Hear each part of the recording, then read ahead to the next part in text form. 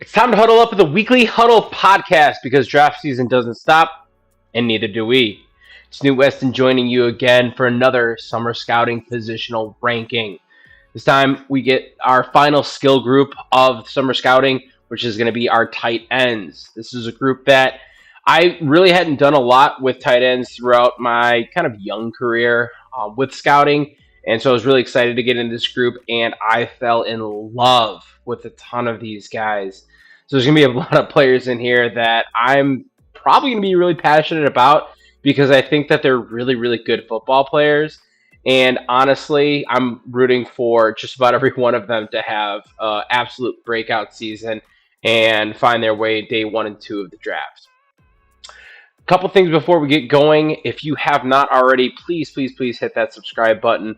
We have been putting out summer scouting rankings for all the skill positions now. We'll be moving on to the trenches after this, something that I'm really excited about. And if you guys want to make sure that you are around for that, subscribing is definitely the best way. And then, as always, if you're enjoying the content within this, please hit that thumbs up. The like really helps out Owen and myself as we go through and put this content out. So for this episode, as is the usual, I'm going to go through my 6 through 10 in descending order. Those are guys that right now, that's where I have them. It's definitely a little bit more of a free-flowing group at that point.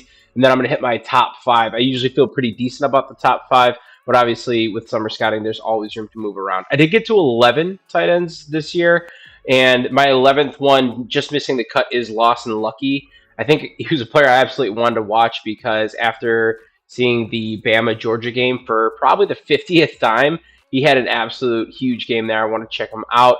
He did come in number 11. He was the last tight end that I saw.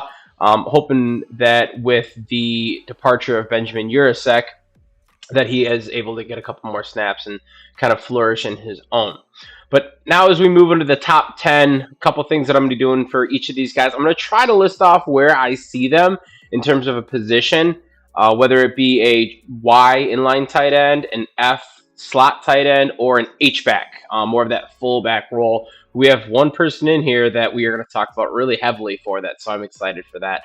I'll try to list that off. There might be a couple groups that I could see them falling into ultimately, but I'll try to be fairly concise with that. So, as we get into it, number 10 is going to be Jack Endries, and I don't always do a lot of background with these guys, but I think Endries definitely deserves it.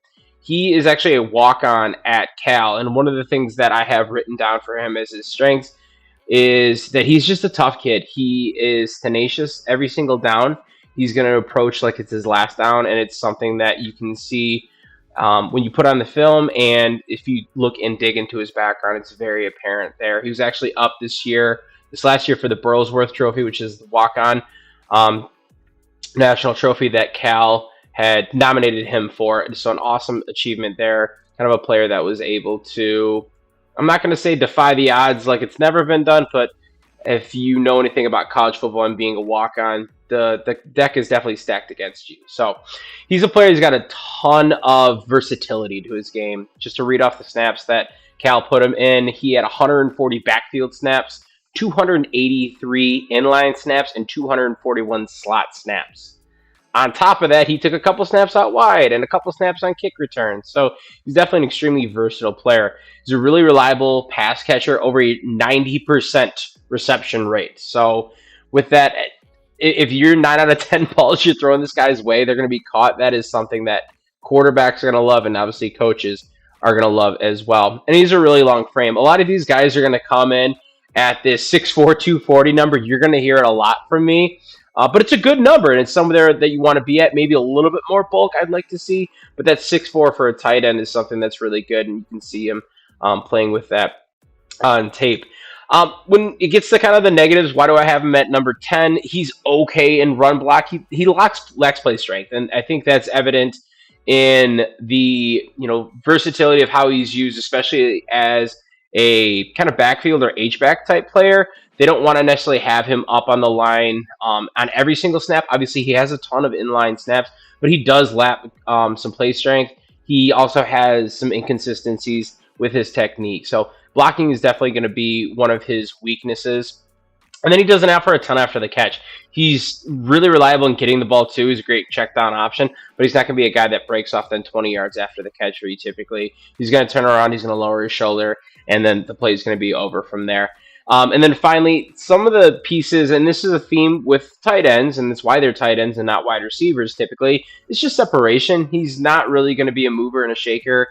He's oftentimes going to struggle to even lose the separation from a linebacker. So a couple things that obviously he can kind of work on. All of those are things that, if you're putting in the time and the efforts, which he has shown that he can, there are things that he can overcome. Obviously, maybe a little bit of an athletic limitation that caps his ceiling, but a lot of things that he can work on, and I'm excited to see him in 2025. Moving on to number 9. It's a player that I was kind of surprised about with Oscar Delp. I thought after last year and kind of getting a chance to see him possibly go out last year, I thought I'd have him higher. And I don't think it's a knock against Oscar Delp. I think it is just a testament to this group. Like I said, I don't think there's a stud or a standout guy, but I think that there's a lot of meat in that kind of middle of the pack. So Oscar Delp comes in at number 9. He kind of sits pretty firmly between Endries and then number 8 player. And with him, he's going to be a guy that he fits the mold of a traditional tight end. He's built really well. He's got great size for the position. He's a decent route runner. He's going to do well against safeties and linebackers, and that's going to be something that keeps him on the field a lot. With him, he's got really soft hands as well. He's great at going out and getting the ball. He's going to be another player as we take a look at this group that's got a really great drop rate, and having a low drop rate, I mean by that with a great drop rate. And he's another guy that he's played a lot of positions for UGA, some Y, some F, some H. So he has a lot of versatility as well. Ultimately, I see him as a Y tight end, an inline tight end that has the ability to kind of go out and do some other things for him. But kind of the same elements that followed Endries is going to be struggling as a blocker. I don't think he lacks his play strength as much as Endries does. I think that he just really needs to become more consistent. He needs to land and sustain blocks at the second level a little bit more, especially when you're looking to take what could be a 3-4 yard run into a 7-8 yard run. That it starts with those second level blocks, and that's something that he can continue to improve upon. And then, kind of a similar mold. He struggles with separation. He is a player that maybe he doesn't get as many reps as he could in another program, because last year he was sharing reps with Lawson Lucky, with Urasek. And so there are some elements there that, I'd probably like to see him become and put the time in to become a more refined route runner.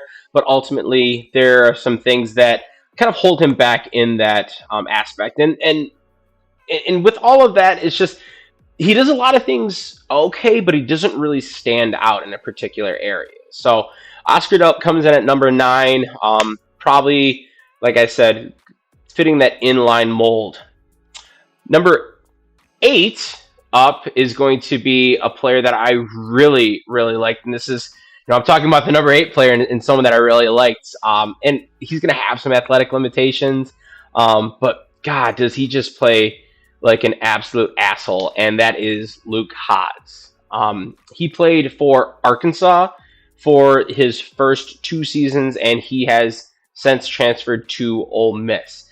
And, I say he plays like an asshole because, God, he is just an absolute pest. He's fighting every block all the way through. He is pouring his heart out, wearing it on his sleeve, sometimes to a detriment, some body language pieces that I don't absolutely love out of him. But ultimately, he just loves the game, and he loves being out there, and he's going to fight tooth and nail to get every opportunity that he can. Comes in at 241, 6'3", and with him, he has an athletic limitation. You put on the tape, and you're probably going to see some deficiencies, especially as a route runner.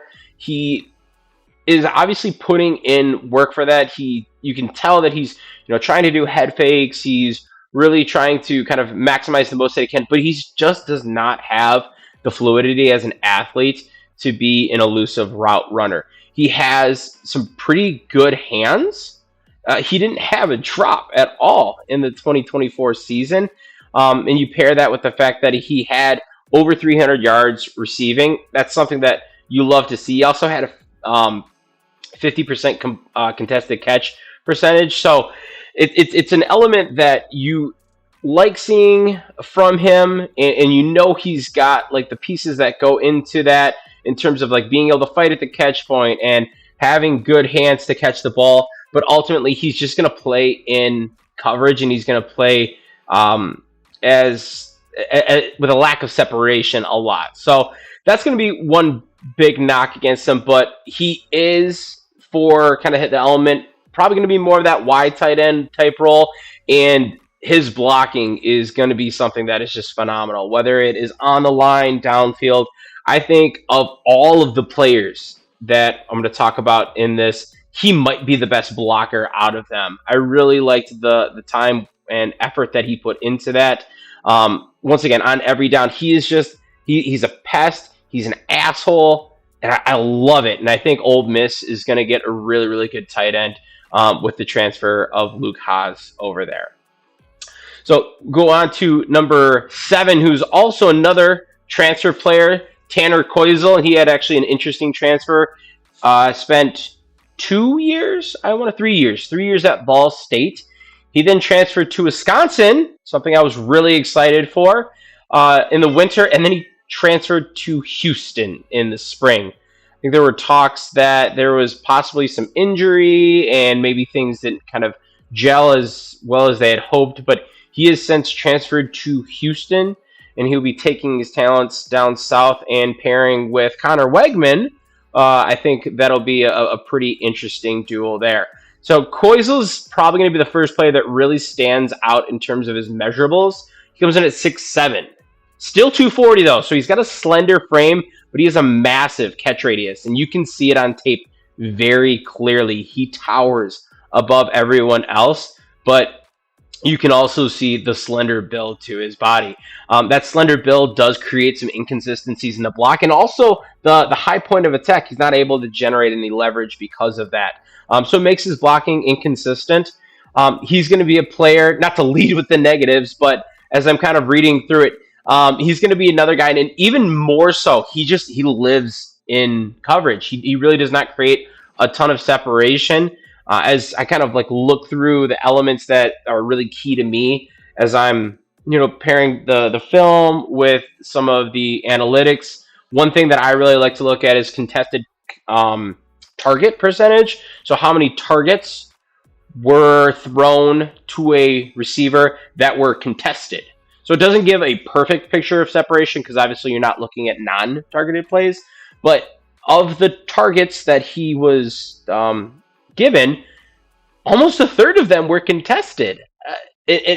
So when you're throwing this guy's way, 1 out of 3, he is not creating any separation, and he is living in contested territory. Now, the flip side of that is 2 out of 3 contested catch opportunities he caught. He had a 65% contested catch completion percentage. So he doesn't create the separation, but man, he's got great hands. He is able to go up and get the ball. And there are a couple clips of him like reaching over a defender and grabbing the ball where you're like, man, you shouldn't catch that ball. But he does. So he, kind of, in one hand, you'd like to see him create that separation, but on the other hand, it doesn't almost matter because he's able to get around it that way.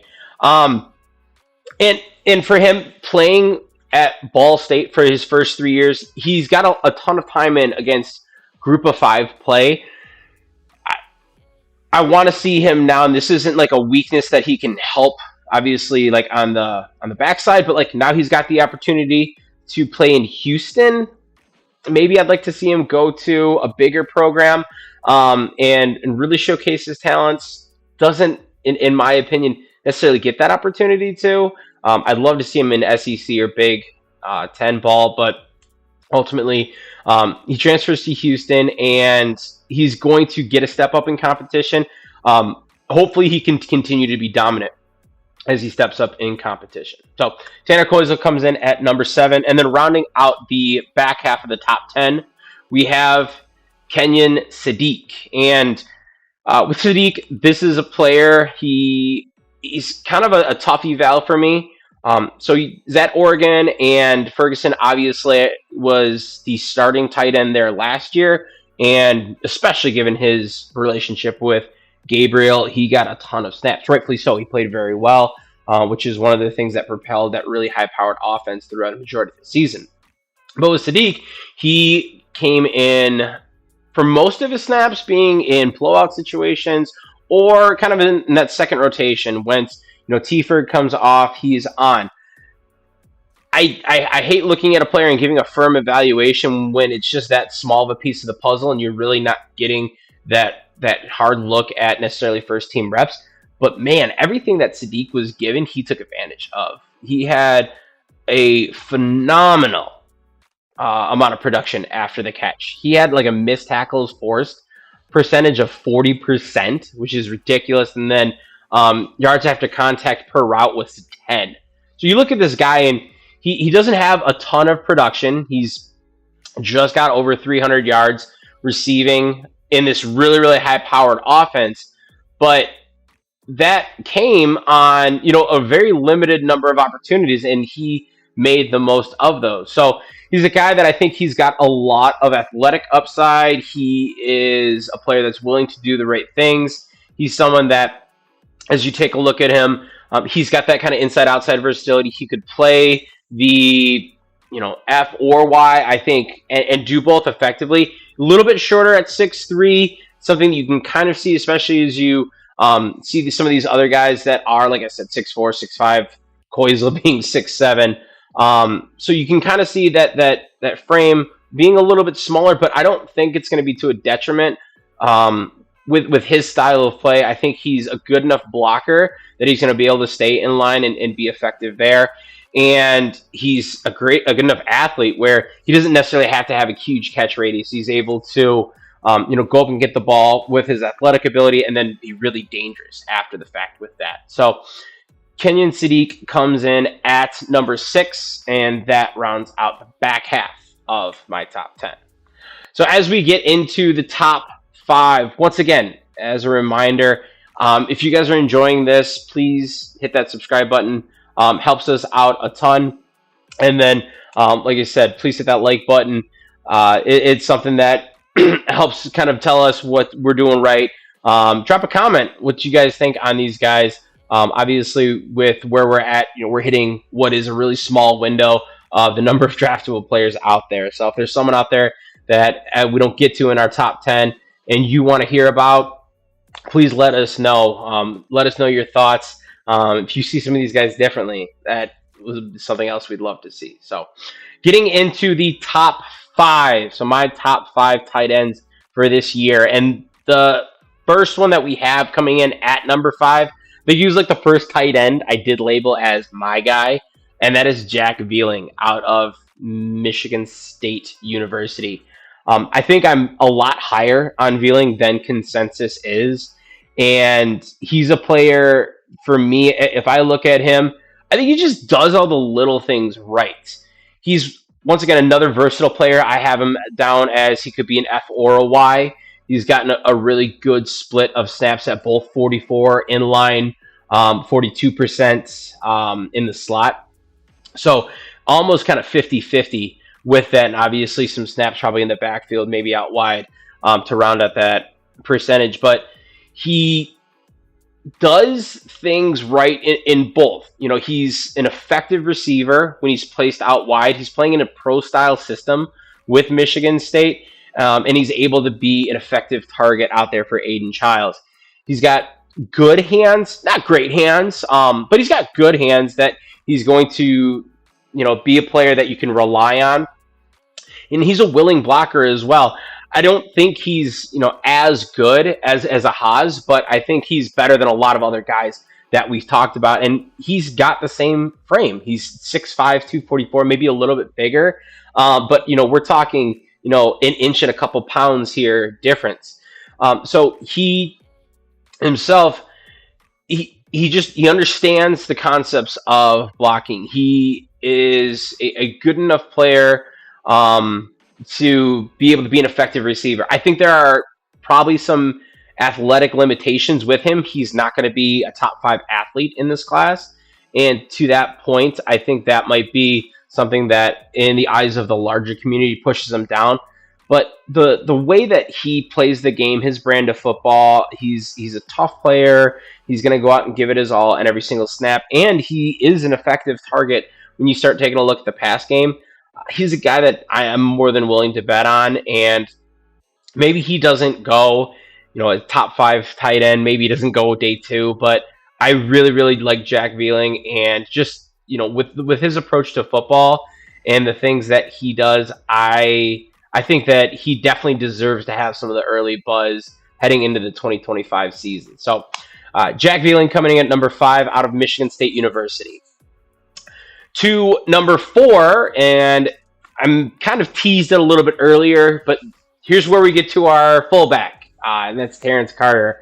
Now at Texas Tech University, he has since transferred from University of Louisiana Lafayette. So he spent 3 seasons there. I think he had a redshirt season. I'm not sure if it was a shortened season, but definitely not as monstrous of a season as his 2024 season. First team All Sun Belt. He had a ton of production for Louisiana Lafayette, and he was a player that was electric. He is a guy that for them, they'd line up in a variety of different ways. Almost 2/3 of his snap came up inline. He had some in the slot. He had some in the backfield. So he does bring some of that versatility. Ultimately, I think he is a fullback at the next level. The reason being is he is 6'2", 232. That 6'2" mark is the 5th percentile for NFL tight ends. And just with his build and his brand of football, I think ultimately you're going to get more of an effective weapon out of the backfield. I think he's a okay blocker, but I think he'd be better coming off as a lead blocker and not being on the line. I think he does lack some play strength just from being a smaller player where it's harder for him to hold up to edge defenders, especially, kind of meeting him at the line. I think he'd be much better as a lead blocker, using his athletic ability to kind of meet and close the gap a little bit quicker. He's a player who actually transitioned from quarterback to tight end in high school. And ultimately, I think he could be a little bit more of a dynamic weapon if you were to get him more in the backfield with more touches kind of in that manner. The things that he does bring that are really good as a receiver, I mentioned that athletic ability, but he is just such a phenomenal separator. And he's got great play speed. He's got great athleticism. And you put those things together, and he just gets away from players like he's a slot receiver. He could easily, at the collegiate level, pass as one. And I think to kind of the elements that he brings, that separation creates a really unique player when you take a look at the things that he can do for you. And then in that same vein of a really high athletic profile, he's great after the catch. He had 0.38 missed tackles forced, 8.4 yards after catch per reception. Just 2 numbers that you look at that, and if you were to say that for running back and wide receiver respectively, you'd call him a first rounder probably, especially over the amount of snaps that this guy has covered. So definitely a player that is electric and has been able to light up the competition that he's faced. But ultimately, that's going to be another thing that's a little bit of a knock for him. He comes in playing Sunbelt ball, which no disrespect to Sunbelt, but you want to see him against Power 4 ball. And I think him making that transition to Texas Tech will be definitely a step in the right direction there. So Terrence Carter, H-back, fullback, however you want to kind of classify that. I think that he's going to be definitely one that gets talked about in that vein, but ultimately comes as my number 4 tight end. Number 3, and this is a player. Once again, I feel like I have like 4 of my guys in this list. But I think with my number 3 player, might be a guy that I'm probably rooting for the most, which hurts because he is now a Buckeye, Max Clare. So Max Clare spent 3 years at Purdue. First year he was redshirted. Next two, he really kind of grew into a phenomenal player. He was third team All Big Ten last year. He played for Purdue, like I said, in those 3 years, and to once again in the Big Ten with the amount of talent, Tyler Warren, Terrence Ferguson, just 2 names that pop off my head right away as Big Ten talent.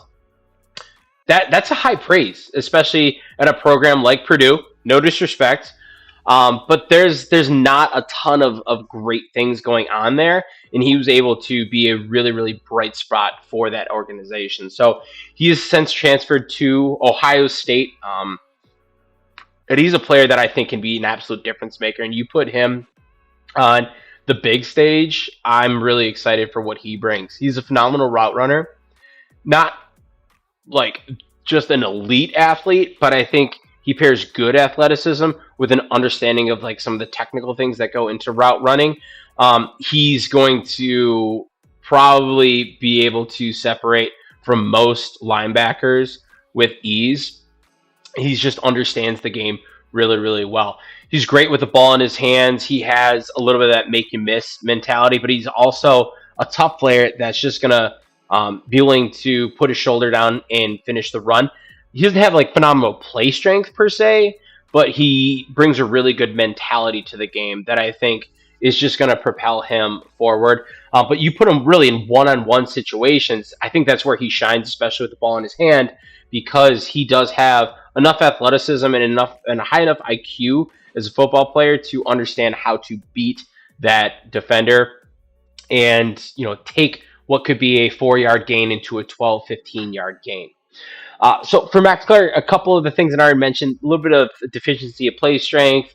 There was just, I think, pairing with that, the level of blocking is something I'm not in love with. I would like to see a little bit more. Ultimately, I think he's going to be an F tight end, someone that plays a lot more in the slot at the next level rather than traditional inline tight end.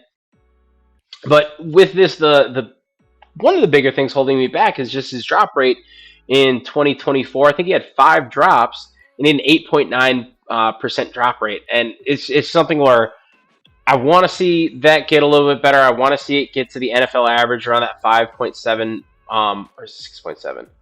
That's one of the two.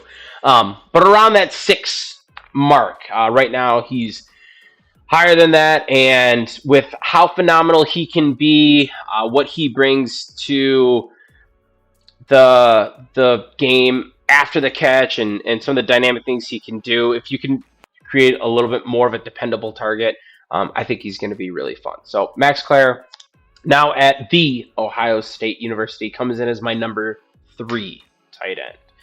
And number 2, actually don't have a number 2. I have a dead tie for my number 1 spot. So I'll go with my 1B. And honestly, it's not like, I think Joe Royer is, worse or anything like that. I think that Joe Royer out of Cincinnati is a player that is going to play a very specific brand of football. And it's because he's going to be a little bit of a thicker build. And I think a little bit closer to what you would want to see for an NFL body. I think he's a little bit closer in that respect.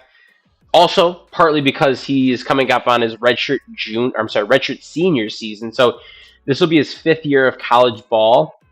So he's had a lot of time to mature, both like as a player and physically as a human being.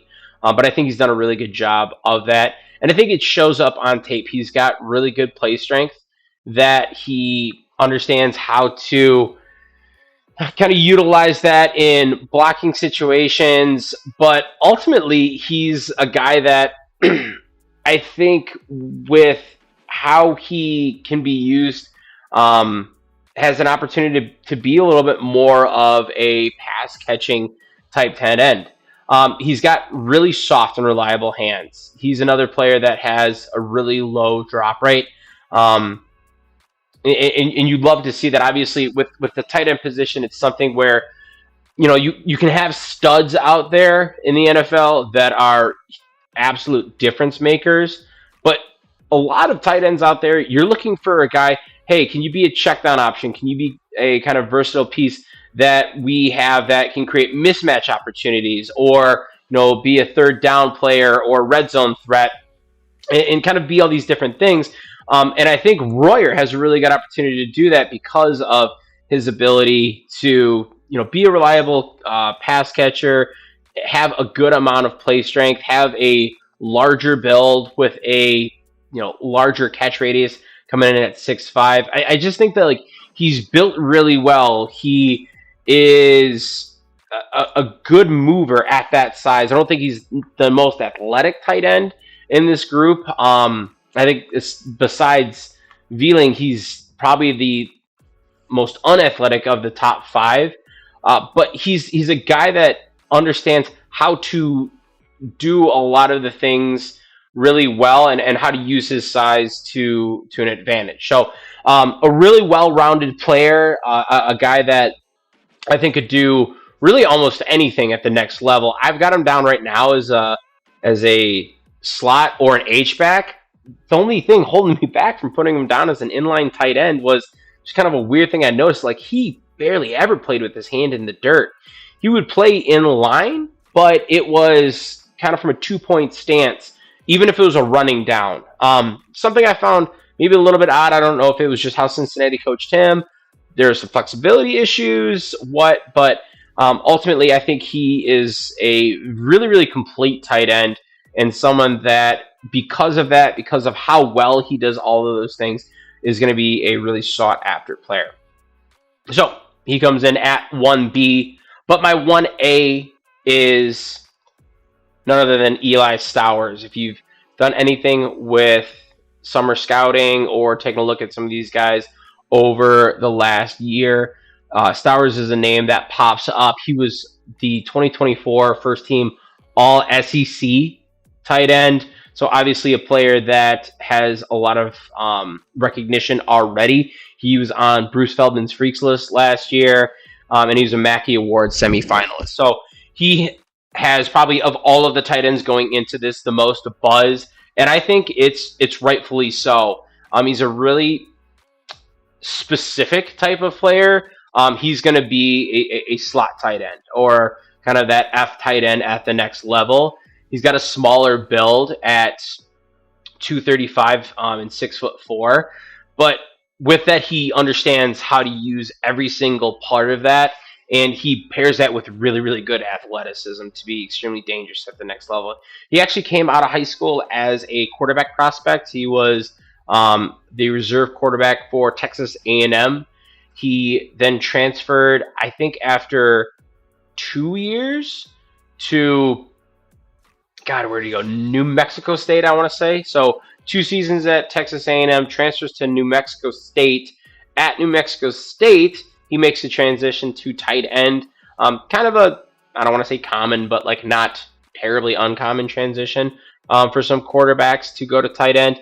And he flourished. He was 2023 all Conference USA honorable mention in his first season playing tight end. And I think he pairs, the frame, the athleticism with a really good understanding of the game and work ethic. So I think that of all the pass catchers in this group, Eli Stowers definitely stands out. And when you start looking at a league that is, going to, one tight end sets where that tight end is expected to be a pass catcher, or 2 tight end sets where one of those 2, if not both of those tight ends, are expected to be pass catchers, you're definitely leaning on a player for that. And I think Stowers, because of that, because of his understanding of how to be an effective pass catcher, and not only that, he is also just phenomenal with the ball in his hands. I think he rivals only Claire as just a threat after the catch. Consistently was able to put that in over 600 yards.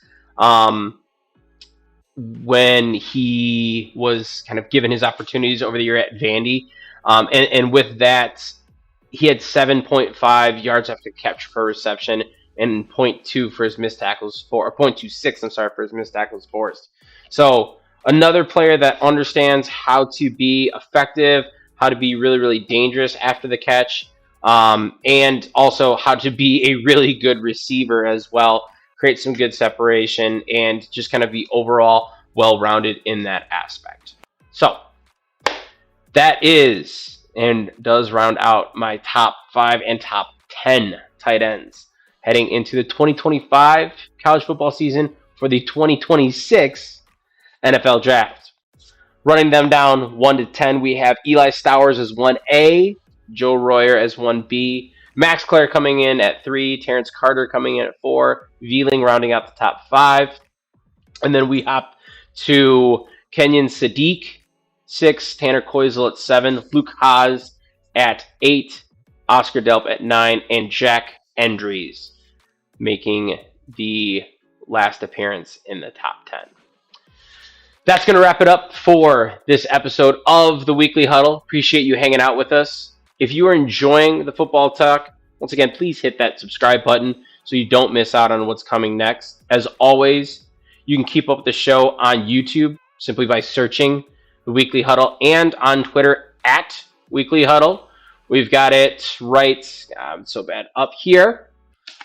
You see the Twitter handle right there. You can find me on Twitter over at NFL Draft Weston. At NFL Draft _Weston. I'm messing up my own call out for my handle. You can see that over there in the corner.